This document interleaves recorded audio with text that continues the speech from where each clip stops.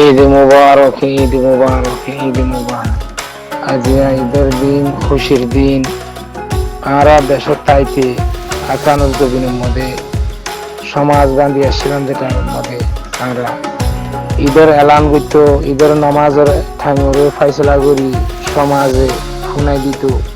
আমরা লোকগুলো ঈদের হসর ভিডিওরে ঈদগাম মধ্যে মসজিদের মধ্যে আমরা যাইতাম, যাই ঈদ করতাম, খুশি মানাইতাম। আর আমরা সমাজের মধ্যে পঞ্চায়েত জালই আমরা ঈদের বেড়াইতাম, এখানে গোষ্ঠী হাসি বেড়াইতাম। তো আমরা আজিয়া 9 বছর 10 বছর রোজার গেছে বাংলাদেশের রিফিউজি ক্যাম্পের মধ্যে যে যেটা বিদেশে থাকো, যে যেটা থাকো রিফিউজি ক্যাম্পের মধ্যে আছে যে মানুষে খুশি হতে পারে দেখুন তার কারণ ভিতরে আর কোন খুশি।